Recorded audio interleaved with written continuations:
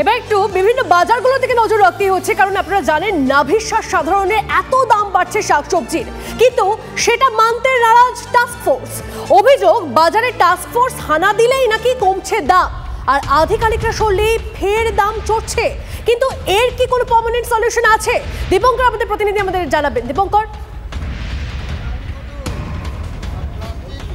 দেখো, এটা একদমই ঘটনা যে আধিকারিকরা যখন আসছেন তখন দাম তারা কমিয়ে দিচ্ছেন, আবার আধিকারিকরা চলে গেলে তারা তাদের নিজেদের দামে চলে যাচ্ছেন। এই ঘটনা ঘটছে এবং তার কারণে আজকে আধিকারিকরা যেটা বলছেন যে এই ধরনের ঘটনা ঘটছে বলেই আজকে সতর্কীকরণ করা হলো, পরবর্তীতে ব্যবস্থা নেওয়া হবে। আজকে আপনার সঙ্গে কি কথা হলো, কি জিজ্ঞেস করলেন? আমাকে জিজ্ঞেস করলো আলু পেঁয়াজ দাম কীরকম চলছে। আমি বলি বাজার দাম অনুসারে কমেছে আগের থেকে, আগে যা দাম ছিল তার থেকে দাম অনেক নিয়ন্ত্রণ। আজকের জন্য কমেছে, না, এবার দিনের দিন কমছে তো, একদিনে তো আর কমে না, আস্তে আস্তে কমে, আস্তে আস্তে সব দাম বাড়লে আস্তে আস্তে জিনিসের দাম কমে, প্রতি জিনিসই। আধিকারিকরা বলছেন এই বাজারে দাম বেশি দেওয়া হয়, সেই কারণেই এই বাজারে হানা দিয়েছেন।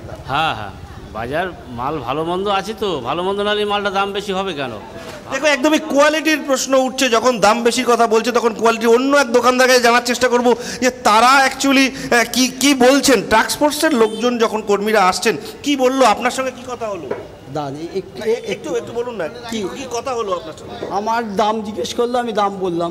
হ্যাঁ, যেরকম আমাদের যেরকম কেনা সেরকম বেচি। কেনা দামের সঙ্গে বিক্রির দামের তো অনেকটা পার্থক্য। না, অত পার্থক্য নয়। যেমন মাল নেবেন তো সেরকম দাম নেই আমরা। বলেন 1 কিলো জিজ্ঞেস করে 250 নিলে তো হয় না।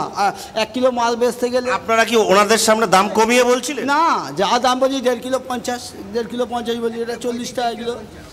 বুঝতে পারছো যে দোকানদাররা কিন্তু একথা মানতে রাজি নন। দোকানদাররা বলছেন তারা যেভাবে কিনে নিয়ে আসেন এবং তার সঙ্গে ভ্যান ভাড়া বা আদার্স যে সমস্ত খরচা আছে সেই সব সামলে তারা যখন দোকানে কিন্তু দীপঙ্কর, যে অভিযোগটা আছে যে তারা যখন চলে যাচ্ছে, মানে টাস্ক ফোর্স যখন চলে যাচ্ছে তখন আবার দাম ফের বেড়ে যাচ্ছে, এটার তো একটা পার্মানেন্ট সলিউশন দরকার, সেটার জন্য তো ব্যবস্থা দরকার। অবশ্যই আমাদের এদিকে নজর থাকবে কোনো ব্যবস্থা নেওয়া হয় কিনা। আপাতত ধন্যবাদ তোমায়। আর নজর রাখবো এই মুহূর্তে আরেকটি গুরুত্বপূর্ণ খবর দিকে। আইনজীবী কৌস্তব বাগচিকে হুমকি দেওয়ার অভিযোগ খড়দা থানা পুলিশের বিরুদ্ধে। কৌস্তব বাগচিকে মিথ্যে মামলায় ফাঁসানোর অভিযোগ। কৌস্তব বাগচিকে মিথ্যে মামলায় ফাঁসানোর অভিযোগ এক পুলিশ কর্মীর বিরুদ্ধে। ভিডিওটি সোশ্যাল মিডিয়ায় পোস্ট করেছেন খোদ কৌস্তব বাগচি। কৌস্তব বাগচিকে হুমকি দেওয়ার অভিযোগ খড়দা থানা পুলিশের বিরুদ্ধে। কৌস্তব বাগচিকে মিথ্যে মামলায় ফাঁসানোর অভিযোগ।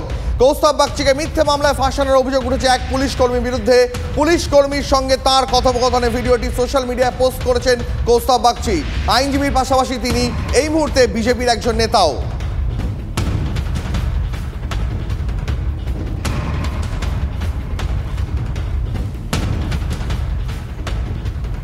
জম্মু কাশ্মীরের ডোডায় ফের বাহিনী জঙ্গি গুলির লড়াই এবং দুপক্ষের গুলির লড়াই আপনাদের জানিয়ে রাখি শহীদ 4 জওয়ান, জখম আরো 2। জঙ্গলে তল্লাশি অভিযানের সময় নিরাপত্তা বাহিনীকে লক্ষ্য করে গুলি চালায় জঙ্গিরা। আর এই নিয়ে 10 দিনে 2 বার সংঘর্ষের ঘটনা ডোডায়। জঙ্গিদের খোঁজে জারি তল্লাশি।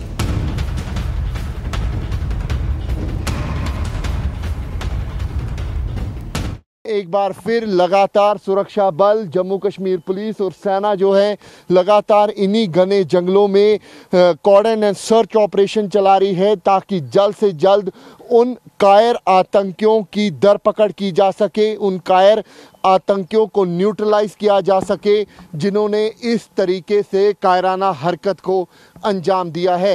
कैमरा पर्सन अनुदीप शर्मा के साथ अंकित भट्ट, TV9 भारतवर्ष के लिए।